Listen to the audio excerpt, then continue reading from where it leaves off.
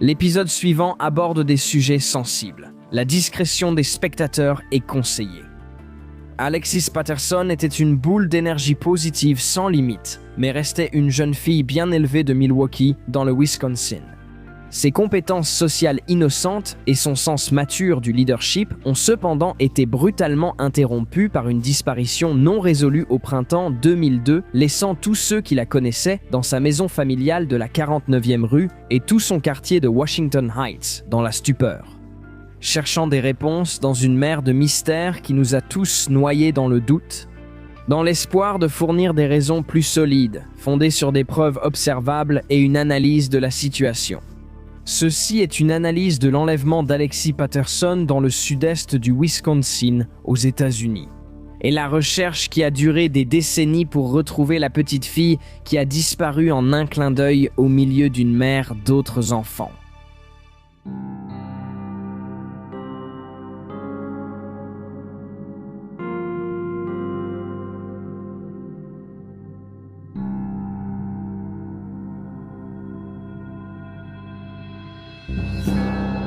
Ici, ces détectives des affaires non résolues.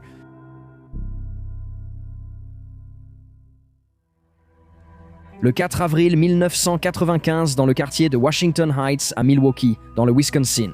Alexis Patterson est né de sa mère Ayanna Patterson et de son père Kenya Campbell. Dès son plus jeune âge, ses parents ont décidé de ne pas utiliser son prénom officiel sur l'acte de naissance et l'ont plutôt appelé Lexi pour faire court. Le surnom est resté et elle a finalement adopté un deuxième surnom donné par d'autres amis de la famille, se faisant appeler PI. Quand Alexis était encore toute petite, sa vie familiale a changé. Sa mère, Ayanna, s'est séparée de son ancien partenaire, Kenya Campbell. Lexi et Ayanna ont passé beaucoup de temps seuls ensemble après cet événement, forgeant un lien encore plus fort et inséparable en tant que fille et mère. Finalement, Ayanna a rencontré Léron Bourgeois, un autre natif du Wisconsin, et ils se sont mariés vers le tournant du millénaire. À mesure qu'Alexis grandissait, elle a rapidement développé une personnalité très vive et énergique. Elle était clairement bavarde, prête à engager la conversation avec quiconque voulait bien l'écouter. Elle n'était pas non plus timide en public, acceptait les inconnus, mais jamais à un degré dangereux.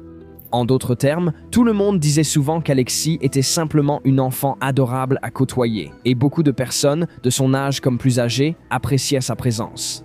En fait, une enseignante du programme Head Start qu'Alexis a fréquenté dans sa jeunesse, nommée Benedict Graves, a un jour déclaré au Milwaukee Journal Sentinel « Tout le monde voulait toujours s'asseoir à côté d'elle ». Elle avait toujours un beau sourire pour tout le monde. Il n'est pas surprenant qu'Alexis ait été un phare de lumière et d'espoir dans sa communauté soudée de Washington Heights. À la fin de l'année 2000, un Alexis a accueilli une petite sœur dans le monde lorsque Ayanna a donné naissance à une autre petite fille, cette fois avec son nouveau mari, Laron. C'était incroyablement décourageant lorsque, peu de temps après, les bénédictions et les conséquences positives dans la vie de Lexi se sont rapidement transformées en négativité et en déception.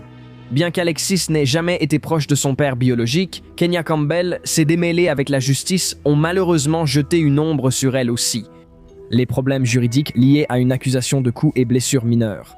En janvier 2002, Kenya Campbell a été arrêtée et inculpée à la fois pour le délit mineur mentionné et pour un autre délit mineur lié à la violation de sa liberté sous caution. Quelques mois plus tard, Kenya Campbell a de nouveau été arrêtée, cette fois pour avoir conduit avec un permis révoqué à plusieurs reprises. Encore quelques mois plus tard, le 1er mai 2000, un Kenya Campbell a également été poursuivi dans une affaire civile déposée par la ville de Milwaukee qui demandait à Kenya de rembourser des dommages d'un montant de $1 500 pour un véhicule accidenté. Ceci différait de la voiture personnelle de Kenya Campbell. Plusieurs sources n'ont pas confirmé si Kenya Campbell a payé une caution de $100 pour sortir de prison après son arrestation pour conduite négligente, ou s'il a été détenu en prison jusqu'à sa libération le 6 mai 2002, comme l'indiquent les forces de l'ordre. Cependant, cette chronologie est une information absolument cruciale, car dans le rebondissement le plus tragique de toute cette affaire, Alexis Patterson a été enlevé sur le terrain de son école primaire le matin du mardi 3 mai 2002. Tournons-nous maintenant vers la chronologie des événements ayant conduit à la disparition de Lexi.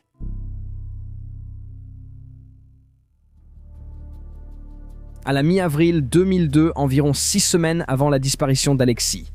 Son école primaire, qui s'appelait alors l'école High Mount Boulevard, reçoit une série de lettres écrites par quelqu'un qui met en garde l'établissement, au sujet d'un homme inconnu qui avait tenté d'enlever un petit garçon à proximité du campus. Les enquêteurs tentent de retrouver cet homme supposé en surveillant la fréquentation piétonne de High Mount Boulevard. Cependant, ces lettres n'apportent que peu d'éléments. Une semaine plus tard, à la fin du mois d'avril 2002, l'un des enseignants de High Mount Boulevard aperçoit une femme non identifiée en train de parler à Alexis derrière le bâtiment de l'école. L'enseignante n'intervient pas, cependant, elle en parle à sa supérieure ainsi qu'à la mère d'Alexis, Ayana. Soit le soir même, soit le lendemain, Ayana s'assoit avec Alexis pour lui parler des dangers de parler à des inconnus. Alexis semble réceptif aux conseils sur le moment, mais il désobéit rapidement aux consignes de sa mère. 2 jours après que l'enseignante ait vu Alexis pour la première fois avec la femme non identifiée, elle retrouve Alexis en train de discuter à nouveau avec la même personne derrière l'école. Encore une fois, l'enseignante s'entretient en privé avec Ayana, qui s'inquiète de plus en plus du comportement étrange de sa fille. Avançons dans le temps. 7 jours plus tard, le lundi 2 mai 2002, Alexis fait une course avec sa mère et elles vont ensemble au magasin. Ayana laisse Alexis choisir une friandise à partager avec sa classe le lendemain et Lexi choisit spécifiquement des cupcakes pour ses amis le jour suivant. Nous sommes le mardi 3 mai 2002 et Alexis se réveille comme d'habitude. Elle se prépare pour les cours et va dans la cuisine pour prendre son petit déjeuner. Peu de temps après, Ayana Patterson entre dans la pièce. Elle demande à sa fille si elle a fait ses devoirs et découvre. Alexis n'avait jamais terminé les devoirs de la veille, même si Ayana le lui avait demandé. En guise de punition, Alexis se voit interdire d'apporter les cupcakes pour ses camarades de classe. Alexis montre de la frustration envers sa mère, mais elle va quand même à l'école, bien qu'à contre-cœur. Vers 8h du matin ce jour-là, Alexis quitte son domicile, près du coin de West Garfield Avenue et North 49e Street, avec son beau-père de l'époque, Laurent Bourgeois. L'école High Mount Boulevard, située au 4291 West Garfield Avenue, n'est qu'à un pâté de maison de chez Lexi. Et elle et Laron arrivent sur le campus en seulement quelques minutes. Laron accompagne ensuite Alexis jusqu'au passage piéton principal devant l'école et la regarde le traverser puis se diriger vers la cour de récréation de l'école où elle traînait parfois, avant le début des cours.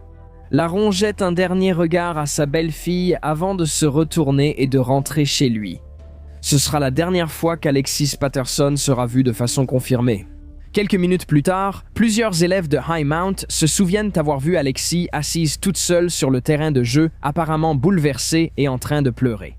Cependant, cette information ne sera partagée que lors de futurs entretiens avec la police, alors que le 3 mai avance lentement.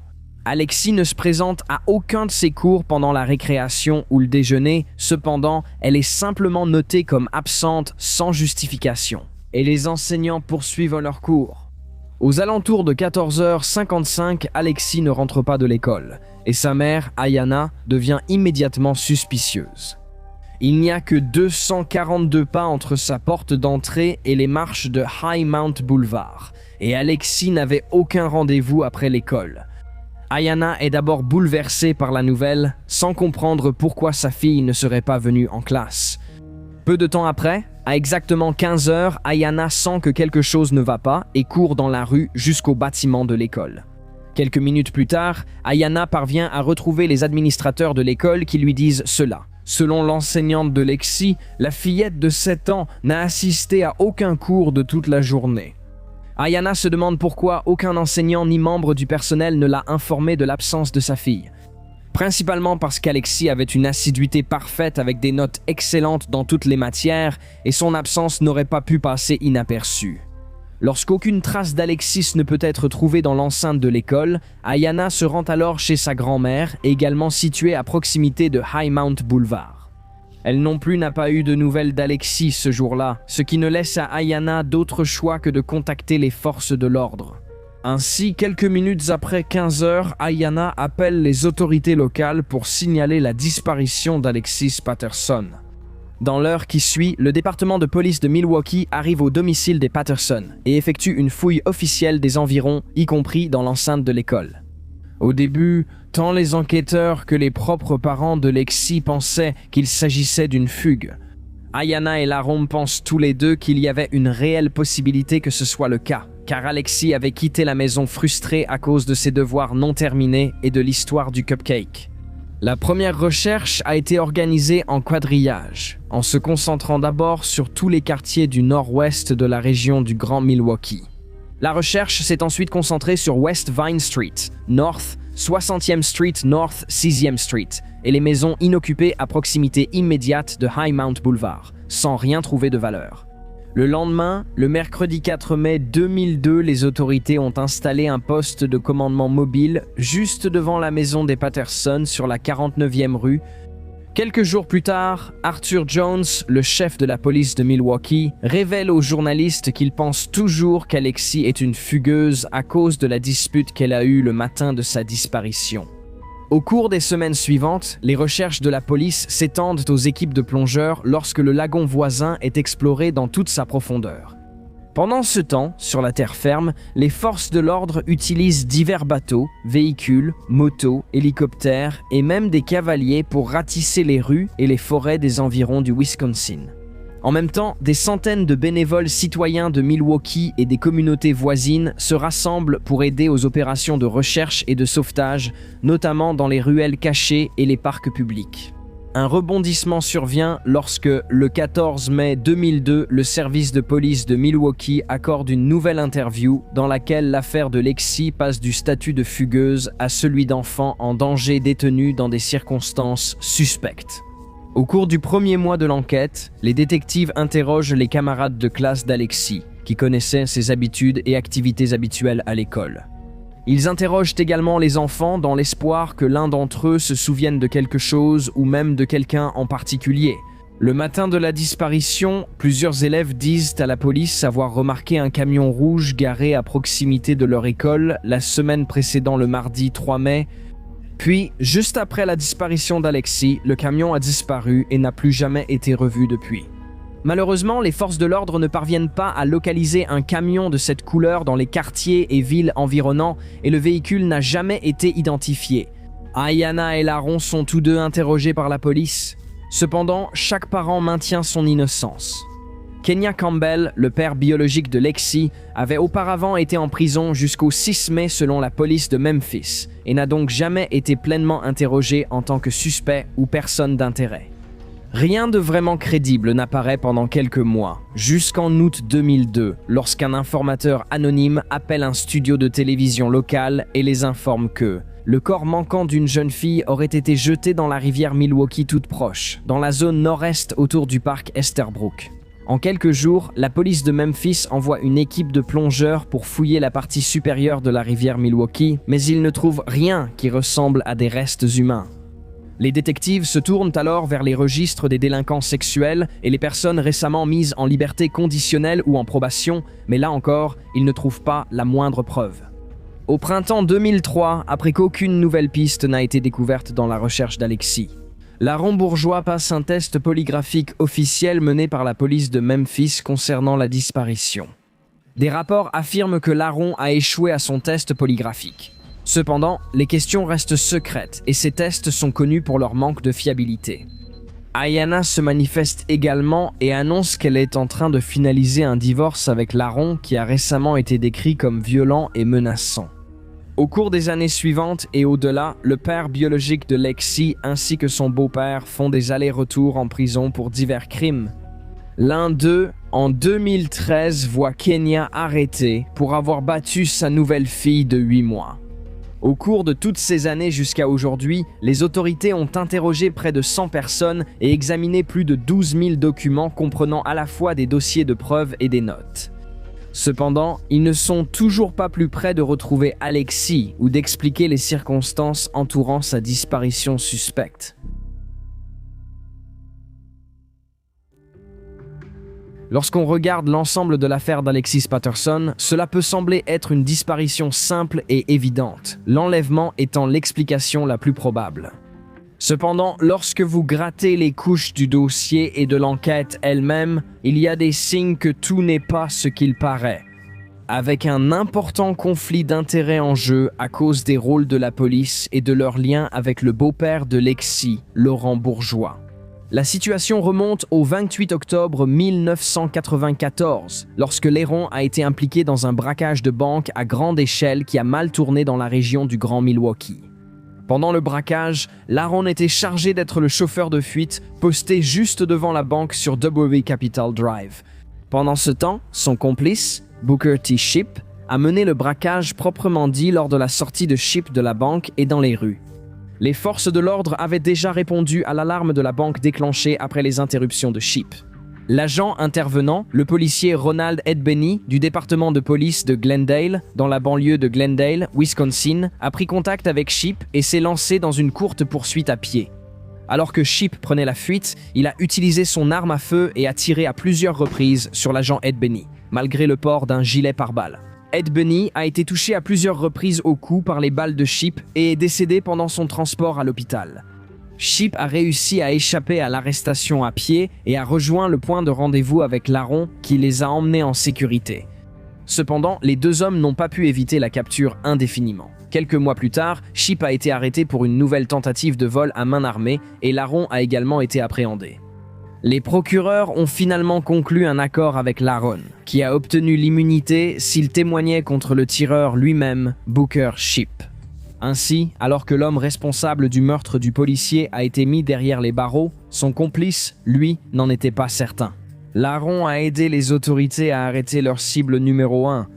Mais cela ne veut pas dire que l'ensemble du département de police de Milwaukee et des agences environnantes ne regardaient pas Laron avec mépris et dégoût. Avançons jusqu'au premier jour de l'enquête sur la disparition d'Alexis Patterson. Ayanna et Laron sont tous deux interrogés séparément par la police de Milwaukee et ont passé des tests au détecteur de mensonges en plus de l'interrogatoire officiel. Nous savons tous que les tests au détecteur de mensonges ne sont pas recevables devant un tribunal, mais ils sont largement utilisés par les forces de l'ordre lors d'enquêtes criminelles ou d'autres affaires très médiatisées, comme les disparitions ou fugues d'enfants. C'est justement les résultats de ces deux tests qui vont éveiller de réels soupçons sur le fait que quelque chose ne tourne pas rond au sein du département de police de Milwaukee. Au début, aucun des résultats des tests au détecteur de mensonges n'est communiqué ni au grand public, ni à Ayanna et Laron eux-mêmes. Il n'était en aucun cas illégal de retenir les résultats, et parfois les enquêteurs craignent que ces résultats puissent nuire à leurs investigations si les personnes concernées en sont informées. Cette fois-ci, cependant, les résultats ont été traités très différemment après avoir d'abord retenu les données. La police de Milwaukee a finalement divulgué les résultats du test aux médias locaux, déclarant qu'Ayanna avait réussi son test au détecteur de mensonges. Mais son mari, Laron, a en réalité échoué à l'époque. Laron a immédiatement nié les nouveaux rapports des médias. Il a clairement déclaré qu'il n'avait jamais été informé lui-même des résultats, mais il était absolument certain de n'avoir rien à voir avec la disparition de sa belle-fille. Alors que Léron faisait de son mieux pour maintenir son innocence, malgré le fait de vivre dans un pays qui se targue de l'obligation morale de considérer quelqu'un comme innocent jusqu'à preuve du contraire. La police métropolitaine, avec l'aide des médias, a causé à Laron les dommages qu'elle envisageait probablement. Il était considéré comme un suspect sérieux aux yeux du public, en partie à cause de la rumeur concernant son test polygraphique raté, ainsi qu'à cause de la lumière désormais braquée sur son passé criminel et ses antécédents judiciaires. Même Ayanna n'a pas été épargnée par l'impact négatif de la fuite. En 2016, elle a perdu confiance à la fois dans la police métropolitaine et dans le FBI lorsque les deux organisations ont brandi au-dessus d'elle les résultats inconnus des tests. Convaincue d'avoir trouvé des preuves solides sur la localisation de sa fille. Bien que la Ligue ait initialement déclaré qu'Ayanna avait réussi, ceux qui étaient responsables de ces dossiers n'ont ni confirmé ni nié les véritables résultats du test au polygraphe datant de 15 ans, bien que cela ne signifie pas forcément que la police soit responsable de la disparition d'Alexis. Difficile de ne pas voir la fuite des résultats du polygraphe de Laron et le ton condescendant envers Ayanna comme des piques contre les anciens démêlés de Laron. En ce qui concerne la loi, et plus précisément la mort de l'agent Edbenny, nous devons préciser que ce type de comportement est répréhensible. Oui, Laron était complice d'homicide. Mais cela ne veut pas dire que vous faites intentionnellement du mal à une mère en deuil de son enfant perdu, car cela revient à faire du mal à l'enfant perdu lui-même. Et aucun enfant ne mérite ce genre d'acte, peu importe ce que son beau-père a fait ou n'a pas fait. Malheureusement, la situation de Laron Bourgeois dans cette affaire est désormais en grande partie un point discutable. Ayanna et Laron ont divorcé en 2005 et Laron est allé en prison à plusieurs reprises jusqu'à sa mort d'une overdose de drogue en 2021. Il convient de noter qu'il a fermement maintenu son innocence dans l'affaire Alexis Patterson jusqu'au jour de sa mort. Et même s'il avait un long passé criminel, il ne l'a jamais fait. Aucun des crimes de Laron n'impliquait l'enlèvement d'enfants ou la mise en danger d'un mineur, et cela n'a donc eu aucun impact sur sa prise en compte en tant que suspect.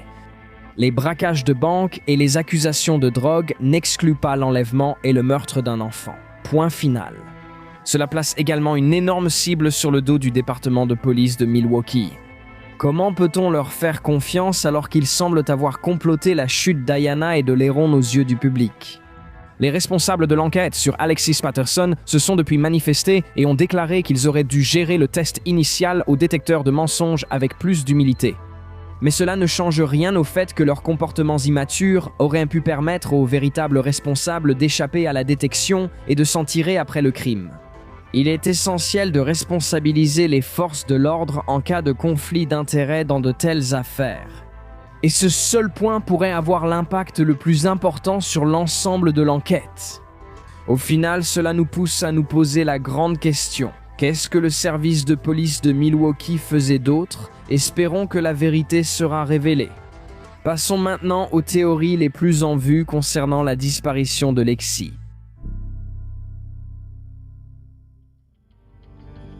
Contrairement au cas de Laurent, dont le passé ne montrait aucun signe de maltraitance envers son propre enfant ou celui d'autrui, l'autre figure paternelle dans la vie d'Alexis Patterson ne pouvait pas en dire autant. Certaines personnes désignent Kenya Campbell, le père biologique d'Alexis, comme un suspect potentiel. En raison d'un incident survenu en 2013 au cours duquel Kenya a été arrêté pour avoir prétendument battu sa fille de 8 mois, comme mentionné précédemment, Kenya a été inculpé de 3 chefs d'accusation de maltraitance d'enfants avec circonstances aggravantes et d'un chef de négligence envers un enfant. L'incident a commencé le 22 novembre 2013 lorsque Kenya a réveillé sa mère vers 5 heures du matin et lui a dit que le bébé était tombé du canapé et s'était blessé. Le bébé n'avait qu'une lèvre fendue à première vue. Mais lorsque Kenya est partie travailler et a confié la garde de l'enfant à sa mère, de nouvelles découvertes ont été faites. La mère de Kenya a remarqué d'autres problèmes concernant la santé physique du bébé et l'a emmené dans un hôpital pour enfants dans le Wisconsin.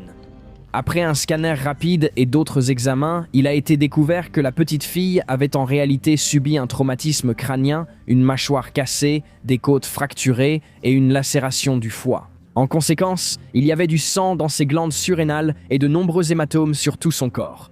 Quand les médecins ont signalé à la mère de Kenya que les blessures indiquaient une maltraitance infantile, les autorités ont été prévenues et ont aussitôt interrogé la mère.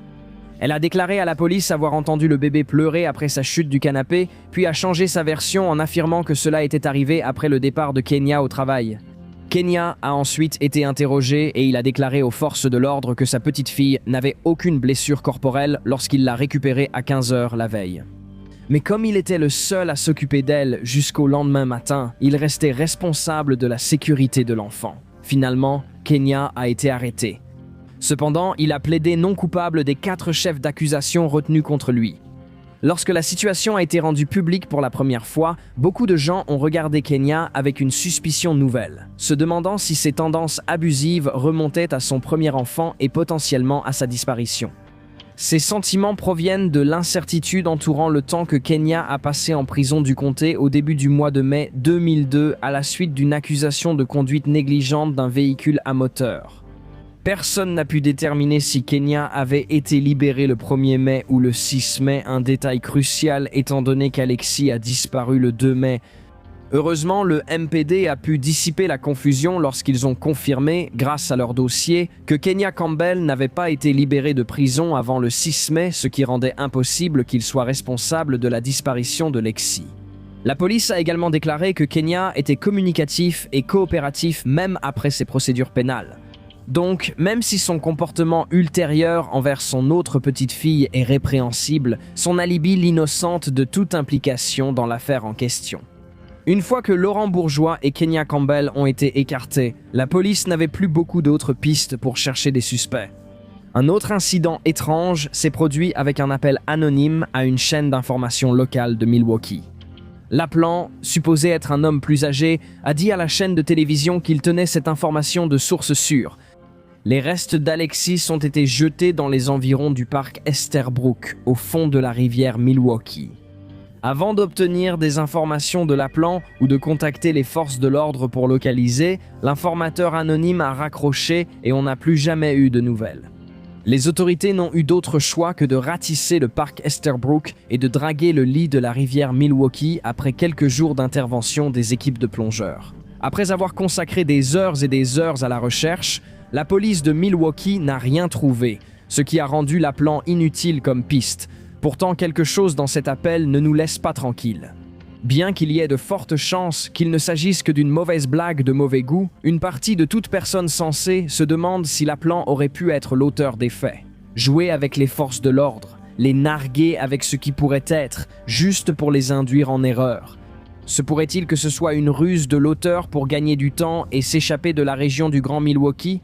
L'homme à l'autre bout du fil pourrait-il être celui qui a enlevé Alexis Patterson?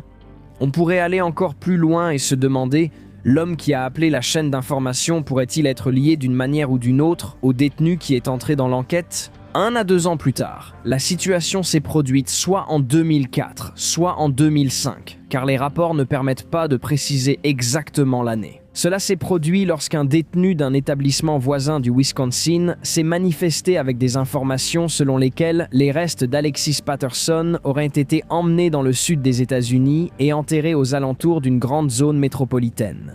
Les détectives ont immédiatement réagi à l'information et ont suivi la piste jusqu'à une maison abandonnée dans la région de Baton Rouge, en Louisiane.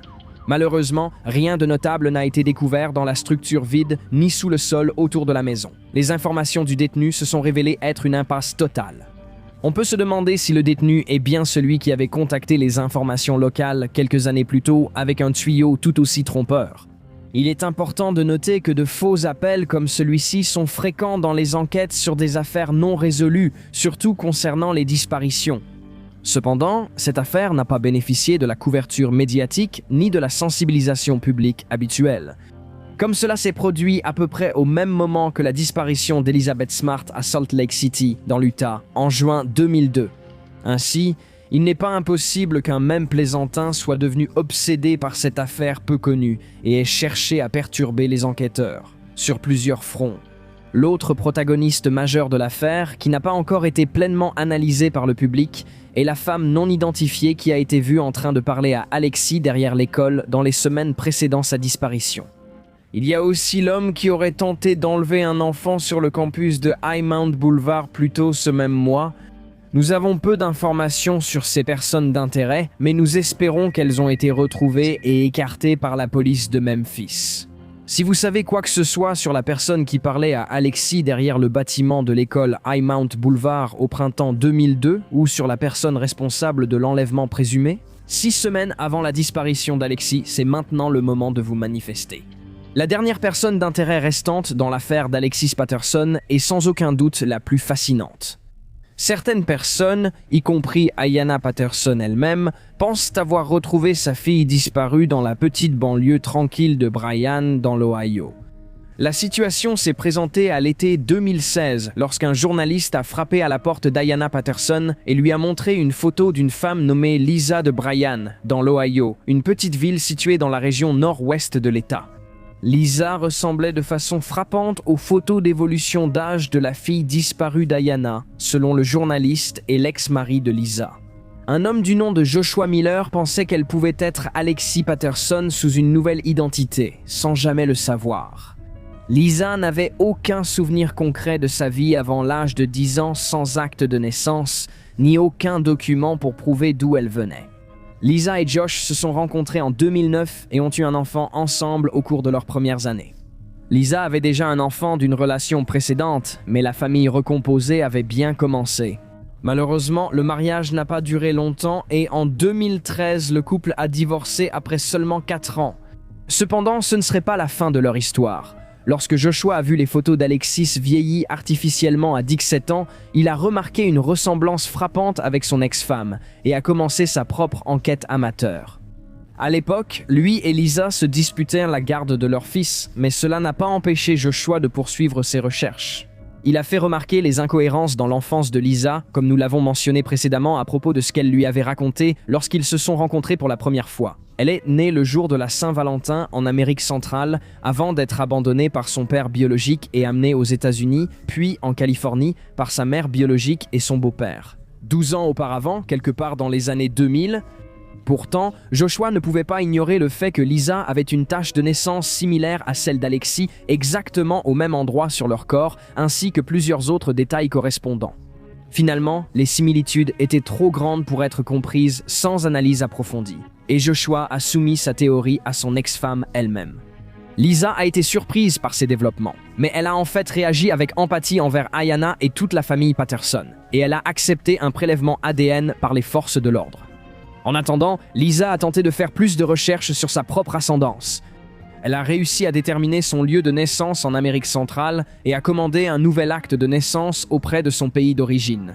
La date sur ce nouveau document indiquait qu'elle était née en 1988, soit 7 ans avant la naissance d'Alexis. Si c'est un acte de naissance légitime, cela fait de Lisa simplement un sosie troublant. Cela a aussi du sens quand on considère les enfants de Lisa. Son premier enfant était trop âgé pour avoir été mis au monde par Alexis, à moins qu'Alexis ait accouché à un âge incroyablement jeune, ce qui est très rare dans la société moderne. Quoi qu'il en soit, Lisa, Josh et Ayanna ont attendu patiemment les résultats du test ADN. La sénatrice du Wisconsin, Lena Taylor, une fervente partisane d'Ayanna Patterson, pensait elle aussi que Lisa ressemblait trop à Alexis pour que cela passe inaperçu. Elle a organisé la collecte d'un échantillon d'ADN de Lisa par un adjoint du shérif à Bryan, dans l'Ohio, puis son envoi au service de police de Milwaukee par FedEx. Une fois l'échantillon arrivé, la police de Milwaukee l'a envoyé au laboratoire criminel de l'État du Wisconsin. Finalement, les résultats sont revenus. Lorsque le séquençage de Lisa a été comparé à celui d'Ayanna Patterson, ils ont constaté que les deux échantillons d'ADN ne correspondaient pas. Ayanna n'arrivait pas à croire la nouvelle, dit-elle. Les similitudes physiques entre Lisa et Alexis, les taches de naissance mentionnées précédemment, les mêmes grains de beauté au-dessus de leur œil gauche, près du nez, les mêmes bosses sur leurs auriculaires et les mêmes cicatrices sous leur œil droit étaient trop frappants pour être ignorés. Ayanna pensait que les échantillons d'ADN avaient été altérés intentionnellement ou accidentellement et s'est battue pour de nouveaux tests. Ayanna a engagé un détective privé et est retournée au service de police de Milwaukee pour demander s'il pouvait faire venir Lisa et prélever un échantillon d'ADN plus officiel, sans tous les intermédiaires impliqués. Dans un rebondissement troublant, la police de Milwaukee a refusé. Ils ont même dit à Ayanna qu'ils ne testeraient Lisa à nouveau que si elle acceptait un second test au détecteur de mensonges. Ils lui ont également demandé de leur dire ce qui s'était vraiment passé le matin du 2 mai, insinuant qu'Ayanna ne disait pas la vérité depuis le début. Cette interaction a seulement davantage troublé et bouleversé Ayanna, car elle ne comprenait pas pourquoi. Un deuxième test au détecteur de mensonges était nécessaire si le premier, 15 ans plus tôt, avait été concluant. Ayanna, en colère, a tenté sa chance avec le FBI, mais le FBI a dit exactement la même chose. Elle doit passer d'autres tests au détecteur de mensonges avant l'approbation de l'aide fédérale pour les prélèvements d'ADN.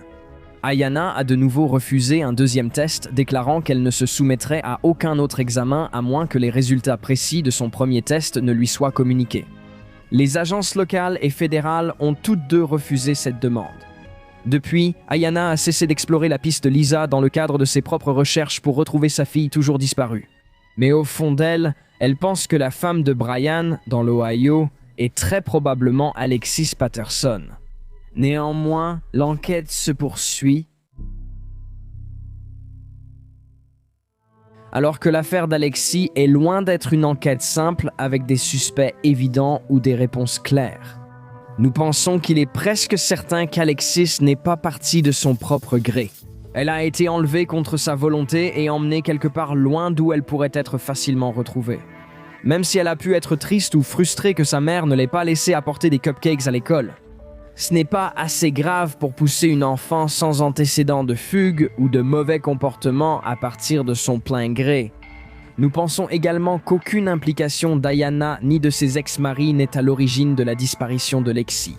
En fait, il semble que ces trois personnes aient été injustement critiquées par le public et la justice en raison de leur passé criminel ou de leur éducation. Ayanna elle-même a exprimé haut et fort qu'elle pense que sa famille n'a pas été traitée de la même manière que celle d'Elizabeth Smart lorsque son affaire a pris une ampleur mondiale. En même temps, elle pense que son enfance passée dans les quartiers pauvres de Milwaukee, avec des parents toxicomanes et des partenaires ayant des démêlés avec la justice, a joué un rôle. Cela a directement conduit aux affrontements qu'elle a eus avec le département de police de Milwaukee et les responsables de l'enquête. Et nous ne pouvons qu'être d'accord avec elle. Après avoir examiné l'affaire, il y a plus d'informations concernant l'histoire de la famille Patterson et la vie de Kenya, Campbell et Laurent Bourgeois que sur la véritable recherche d'Alexis. Nous n'avons aucune donnée sur les personnes d'intérêt en dehors de son père et de son beau-père. Nous ne savons pas qui le département de police de Milwaukee a écarté ou sur qui ils enquêtent. Nous n'avons pas de suspects, nous n'avons pas d'indices, nous n'avons même pas plus de détails concernant le camion rouge. Celui-ci semblait jouer un rôle important au début de l'enquête. Le public aurait dû recevoir des portraits robots de la femme vue en train de parler à Alexis juste avant sa disparition, ainsi que de l'homme aperçu en train d'essayer d'enlever un enfant à peu près au même moment. L'enseignant qui a vu la femme serait capable de donner une description précise, tout comme les parents qui ont écrit les lettres décrivant le ravisseur mentionné précédemment. Pour autant que nous sachions, il pourrait s'agir d'un mari et d'une femme travaillant ensemble pour enlever un enfant pour eux-mêmes. Le phénomène n'est malheureusement pas aussi rare qu'on pourrait le croire, surtout lorsqu'il s'agit d'adultes blancs qui enlèvent des enfants de couleur pour contourner les frais et la procédure d'adoption légale. On peut dire que cela relève du travail de police habituel. Ces informations ne pouvaient pas être rendues publiques, car elles risquaient d'interrompre ou de faire dérailler l'enquête. Mais en même temps, la police de Minneapolis diffusait aussi d'autres informations à ce moment-là. Plus précisément, les résultats du test au détecteur de mensonges concernant Laurent Bourgeois, qui, on pourrait le dire, ont perturbé l'enquête et la confiance entre les parents et les forces de l'ordre plus que toute autre chose. Au final, nous n'avons aucune idée de qui aurait pu enlever Alexis à cause du manque total d'informations appropriées communiquées par les enquêteurs. Nous suggérerions de retrouver à la fois la femme qui a été vue pour la dernière fois en train de parler à Alexis en avril 2002, ainsi que la personne qui a été vue en train d'essayer d'enlever un enfant sur le campus de High Mount Boulevard ce même mois. Ou, au minimum, obtenez leur description et réalisez des portraits robots de leur profil. Nous pensons que la femme non identifiée a de réelles chances de connaître au moins le sort d'Alexis Patterson, voire d'être directement impliquée dans sa disparition.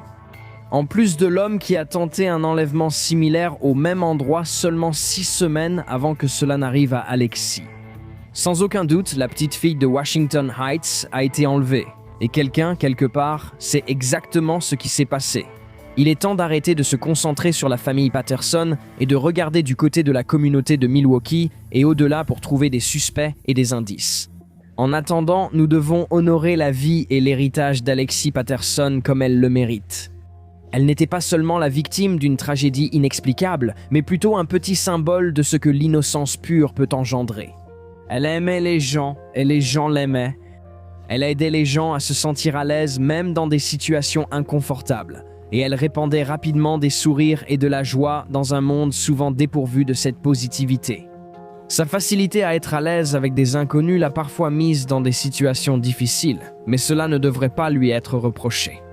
Au contraire, nous penserons à Alexis comme à quelqu'un qui a encore une chance de rentrer à la maison et de laisser cette empreinte éclatante. Sa mère, ainsi que beaucoup d'autres, en étaient convaincus. C'était une âme jeune qui aimait les couleurs vives comme le rose et le violet.